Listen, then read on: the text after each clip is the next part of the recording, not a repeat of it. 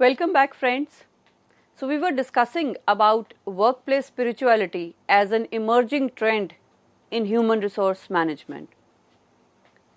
So in the previous lecture, we discussed about what is workplace spirituality and most importantly, what it is not, what are the characteristics of spiritual workplaces, what are the benefits of workplace spirituality. So now we are going to discuss about the role of human resource managers or the human resource departments in developing workplace spirituality.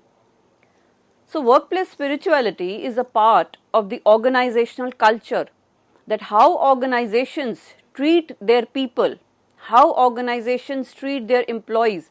Are these employees merely a medium of attaining its goals or profits, or are they valuable contributors? HR or the human resource departments is the promoter of the culture, and it does so by balancing between the organization and the employees. So how the HR can maintain workplace spiritualities is, number one, they must identify the high performers and understand their needs.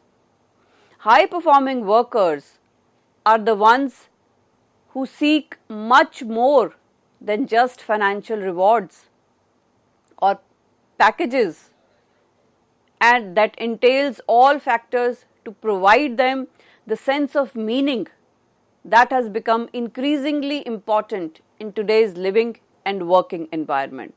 So it is very important for the HR manager to identify who is a high performing employee, because if you are just giving them financial rewards and not giving them the required purpose, you will lose him or her. So you must identify such high performance. Then you must also pay attention to the core values, especially when you are recruiting. So as I already said, that it is very crucial to synchronize individual values with organizational values. If these values are different, then the person is not going to stay with your organization for long. So recruiters must focus on hiring individuals with high levels of achievement orientation, which is an individual's tendency to exert effort toward task accomplishment depending on strength of his or her motive to achieve success. So you must identify such individuals who have achievement orientation, who want to exert efforts to accomplish the tasks that are given to them. Next, analyze your jobs properly, update them regularly, identify what the job incumbent must possess to be successful, and ensure that it has selected the appropriate person for the job. Then another important responsibility of the HR department is to create opportunities for a meaningful work. So share opportunities for personal and professional growth by organizing workshops for employees, sharing the learning experiences from outside of work with your colleagues to inspire them so that they can be attached with their work, they can be connected with the colleagues in a more efficient manner. Take risks and do things differently. When people get stuck in their work patterns, this kills their creativity and sense of fulfillment. So routine work, boring, monotonous work, they kill the creativity and innovativeness of an individual. So they must be promoted, they must be asked to do things differently. Take breaks, encourage others to do the same, consolidate knowledge, find meaning, stay more relaxed even during a hectic day at work. So all this leads to having spirituality at workplace. Then another important aspect of spirituality at workplace is maintaining the right balance, which is very important, and the HR can definitely help out in doing so. So, ensuring that there is a right balance maintained between work and life for workers, between financial and human goals for the organization overall, as well as carefully nurturing a motivational climate for workers. So, that is the role of the human resource manager, to create a proper balance not only between work and life, but also between the financial aspects and the human aspects of the organization. So, just running after financial goals and not looking after the welfare of the human resources will not lead you to success. The last role is that put people first. Most importantly, when you foster a work environment where you put your colleagues and your staff first, you make them feel valued. You nurture a relationship with everyone in the business, employees, customers and suppliers. So, this nurturing of relationships is very crucial if we have to attain maximum profits, or if we want to attain effectiveness and efficiency, because ultimately it is these relationships with our business partners, these relationships with our employees, with our customers, with the suppliers, that are going to help us out in attaining the profits that we are running for. So friends, this was all about workplace spirituality, its significance, its trending approach in today's globalized scenario where people were running after numbers, but now gradually organizations are trying to figure out that how they can practice workplace spirituality and help employees to retain and be engaged in their works. So the next emerging trend that we are going to learn about today is psychological safety. So today organizations have learnt that an environment of teamwork, group communication, brainstorming and participative decision making are vital for an effective team. Groups that are made up of diverse people with different life experiences bring together valuable perspectives. They are better able to recognize problems and offer creative solutions than groups of people with similar life experiences. So this diversity is very important as far as creative solutions and innovations are concerned. So imagine a team where employees do not speak or share their opinions either due to fear or due to perceived lack of value. So what do you think? Can such a team be effective? Well, according to a 2017 Gallup survey, 3 out of 10 employees strongly agreed that their opinions do not count at work. Now this fact brings us to the next trend of this series, that is psychological safety. So the learning outcomes of this lecture is, number one, what is psychological safety? What are the various stages of psychological safety? Why is it important at workplace? And lastly, and most importantly, what is the role of the human resource manager in developing psychological safety in workplace? So friends, Google researchers, in their quest to discover the secrets of an effective teams at Google, they launched a project with the name of Project Aristotle, which was basically a tribute to Aristotle's famous quote that says, "The whole is greater than the sum of its parts." as the Google researchers believed that employees can do more working together than alone. So it developed a list of the 5 key dynamics that make great teams successful. And the first one was being psychological safe at work. Now, what is psychological safety? So, this term psychological safety was coined by Professor Emmy Edmondson from Harvard Business School, and it states that psychological safety is a belief that one will not be punished or humiliated for speaking up with ideas, questions, concerns, and even mistakes. Thus, developing a climate of psychological safety allows you space for people to speak up and share their ideas.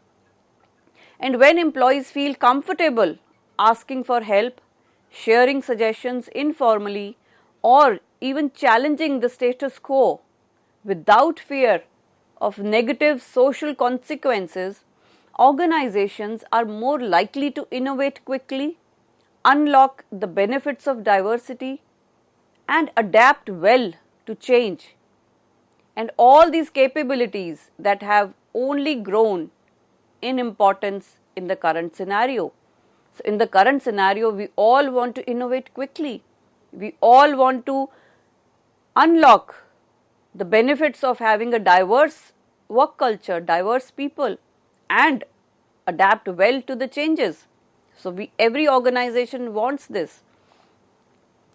So, considerable prior research shows that psychological safety is a precursor to adaptive, innovative performance, which is needed in today's rapidly changing environment at all the 3 levels, that is the individual, team, and the organization levels. Now, let's understand this with the help of an example that how psychological safety is being practiced at IDEO. IDEO is a design and consulting firm with offices in the United States, in England, Germany, Japan, and China. The project team, after deliberating and doing individual and team level research, goes out in groups to experience problems at hand, and then each group from team, they submit their solutions, and all the solutions that are submitted by individuals, they are discussed, and the best traits from all are combined together to come with the best possible solution. Now, IDEO's approach is a proof that a diverse and a psychologically safe team can bring real innovation, and the results are enhanced when the organization's project management techniques involve including information from both the internal and the external sources. Another example is the Question Technologies, which is an HR technology company. It adopts an interesting and unique means to keep its employees engaged and free to express themselves. Now, this organization, it organizes certain crib sessions where people share their complaints about anything and everything. They are just let free to express their feelings about any particular aspect of the job, the people around, or even the organization. The policy basically is to solve the crib then and there. So, it is solved right there without delaying it, and such activities can be done at team levels and occasionally in bigger groups or even across the organization. So, now let's understand what are the various stages of psychological safety. Dr. Timothy Clark has identified 4 levels of psychological safety, which is inclusion safety, learner safety, contributor, and challenger safety. Now, let's learn about each one of these briefly. So, the first one is inclusion safety. It relates to a sense of belonging where people feel they are valued and accepted for their differences. They are included as a part of the entire organizational family. The level 2 is the learner safety, and this relates to the growth and development where people can learn and explore freely through discovery, feedback and engagement. So here the people, they want to grow, they want to develop, they want to explore different things, maybe different ways of doing the same work. They want to learn through exploring and they are free to do so. So that is learner safety. The third level is contributor safety. It relates to making a difference and contributing, where people feel they are part of a more significant cause. They want to contribute ideas, they want to contribute their thoughts, concepts that will be part of the problem solving or creative process. So they are contributing to the organization through their ideas, their concepts, their creative processes. And the last level, or level 4, is the challenger safety. This relates to challenging the status quo, where people feel safe being a disruptor and asking questions. So you are not satisfied in just following the rules. You want to change the status quo. You can disrupt the things that are being done. You can ask your seniors questions. You can ask serious questions. So that is challenger safety. So if you are able to do so, if you are able to challenge the status quo, if you are able to disrupt the things that are done, if you are able to ask questions freely from your boss maybe, that means you are having challenger safety. Now, why is psychological safety important at workplace? So when team members, they feel safe at work, it's easier for them to participate in a team meeting, solve problems, collaborate on projects and engage with their customers and peers. Safe teams inspire employees to be fully present at work and enhance their passion and dedication. It allows all team members to flourish irrespective of their race, gender, color, or political preferences, thereby creating a workplace where everyone feels connected and united. So that is about diversity that we were talking about. So diversity of race, of gender, of color, of even political preferences. So when we have people from diverse race, diverse ethnicities, diverse countries, and they are able to express themselves freely, that is only then they will feel connected and united. And this generates creativity and it leads to ideas flowing organically. So automatically your ideas, your creativity will be flowing. It will go with the flow. But if that doesn't happen, you stop being innovative, you stop sharing your ideas, you stop being creative. Then next, when psychologically safe, employees feel mentally fit and able to perform better with a stress-free mindset. Team members who feel psychologically safe at work are less likely to leave. So that helps in retaining your employees if you make them feel safe psychologically. A McKinsey research shows that leaders can build psychologically safe organizations by creating the right climate, mindsets, and behaviors within their teams. So the role of leadership is very important when we talk of psychological safety. Without having good leaders, psychologically safe leaders, we cannot have an environment that is psychologically safe for the employees. A positive team climate is one in which the team members value one another's contributions. They care about one another's well-being. They have input into how team carries out its work. These are the most important drivers of a team's psychological safety. Then the survey also found that team leaders' authoritative leadership behaviors are detrimental to having a psychologically safe environment, whereas a consultative and supportive leadership behaviors promote psychologically safe environments in the organization. So the leaders must be consultative and supportive and not just authoritative. Then a climate that is conducive to psychological safety starts at very top of an organization. Team leaders are more likely to exhibit supportive, consultative leadership if senior leaders demonstrate inclusiveness.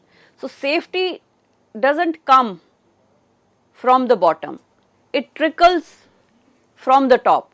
So if you have such leaders that understand the importance of having a psychologically safe climate or environment, only then the organization can exhibit such things. But if the leaders themselves are not open to ideas or they are not comfortable with employees or their juniors questioning them, that you cannot have a psychologically safe environment.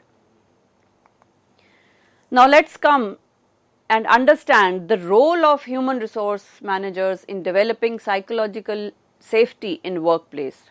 So the psychological safety shouldn't be a good to have job perk, but it should be a vital part of every company's culture and future. In the workplace, it must be a top priority if organizations want to be successful and, more importantly, contribute towards an inclusive, diverse and accepting workplace where team members feel safe to express themselves. So that is very important. If the team members do not feel safe to express themselves, they will not come out with ideas. They will not come out with different ways of doing things. And that will kill the innovativeness, which is very well required in today's environment. So what should the HR do? The HR needs to create mechanisms to measure the actual deep level diversity, that is disparities in personalities, in attitudes, in beliefs, in values and lifestyle, to have a truly diverse teams.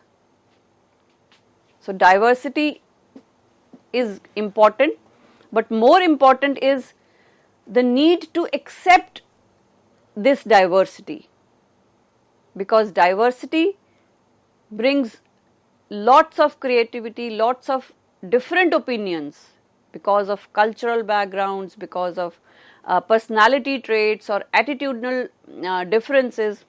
So you must, as an HR manager, must create such mechanisms to understand and accept this diversity.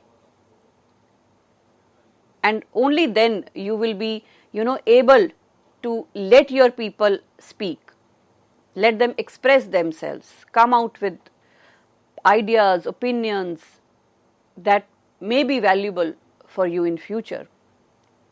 Then the HR must also design some activities where people are given the freedom to express themselves without the fear of being judged, criticized or reprimanded. So whenever we want to express ourselves, we always have the fear of being judged, of being criticized, of being typecasted or being reprimanded for that matter. So you must inculcate that fearlessness among your employees, and then that is only possible if you give them, if you allow them to express themselves. Then also we must understand that we have to develop a mindset of mutual respect, mutual trust among peers and leaders. Only then we can give the space and the voice to our people to feel free to express themselves. We must understand this difference and we must develop such mindsets. Then also leverage technology to assist in understanding the ongoing employee sentiment about psychological safety in the workplace on a continual basis. So the HR leaders must explain these emerging trends to the top management so that such safe, secure organizations or safe and secure environments can be created in the organization. So managers must keep in mind that they aren't just managing people, they are managing husbands, wives, mothers, would-be mothers, gifted individuals, adoptive parents, recent divorcees maybe. So a human being that is coming to work has so many roles that they are playing apart from the role that they are playing in the organization. So the HR managers must also understand those roles. Thus, by focusing on the fact that people are more than their role as employee, they can work to improve existing employee psychological safety levels as well. So I conclude today's lecture with a quote by David Altman. It states that psychological safety at work doesn't mean that everybody is nice all the time. It means that you embrace the conflict and you speak up, knowing that your team has your back and you have their backs. So I think this beautiful quote about psychological safety concludes all the aspects of the importance and the crux of being psychological safe at the workplace. So friends, today we discussed about two emerging trends in human resource management: psychological safety and workplace spirituality. So in the next lecture we will discuss about another important and very new emerging trends in the field of human resource management. Thank you.